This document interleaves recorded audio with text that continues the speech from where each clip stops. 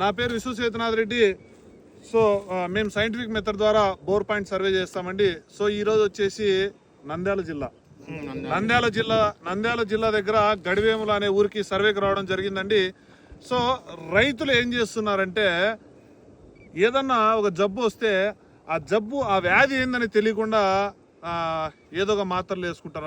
అంటే ఎగ్జాంపుల్ దాన్ని ఎందుకు చెప్పానంటే, ఇదో చూడండి, ఈ బోర్ వేశారు, ఈ రైతు ఈ బోర్ వేశారు అంటే ఏమీ అవగాహన లేకుండా దానికి సంబంధం లేని వ్యక్తులు తీసుకొచ్చి సో దాన్ని బోర్ వేశారు, ఆ బోర్ ఫెయిల్ అయింది.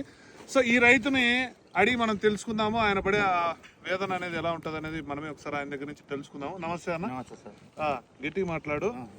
ఏమి దీని పరిస్థితి ఏమైంది? ఏం నీళ్ళు రావడం సార్, మస్తు ఖర్చు పెట్టినా, లోతు దించినా, మళ్ళా సన్నగా ఒక ఇంచు నీళ్ళు వచ్చి రాక పొలం తిరుగుకున్నది సార్.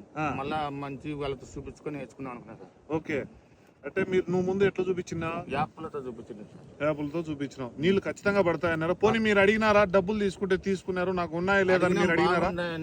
మీరు రైతులు అట్లా అడిగింటారు, నాకు ఖచ్చితంగా నీళ్లు కావాలని అడిగింటారు. అట్లా అడిగితే ఎట్లా చేస్తారు చెప్పండి?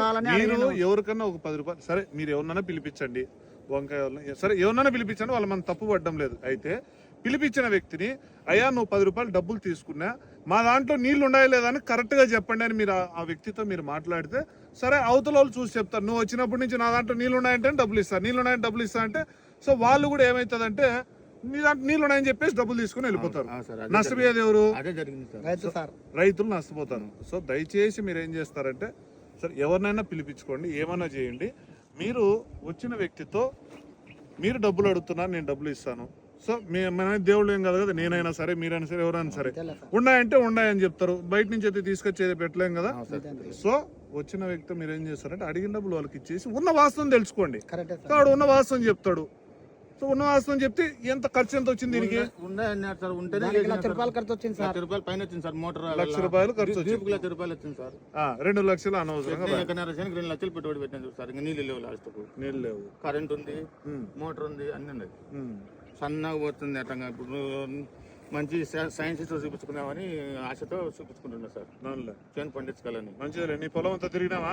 తిరిగినా సార్. పాయింట్లు అన్ని పెట్టినావా? అన్ని పెట్టినా సార్. దీంట్లో నీళ్ళు ఉన్నాయా లేదని చెప్తాం. చెప్పు సార్. నువ్వు నాకు డబ్బులు ఇస్తాను అని చెప్పేసి కంపల్సరీ నీళ్ళు తీసేయాలనేది ఏమి ఉండదు. ఉన్నాయా లేదనేది ఉన్న రిజల్ట్ అనేది తీసి చెప్తాం. మంచిదా? Thank you. నమస్తే అమ్మా. రైట్ అండి, థ్యాంక్ యూ.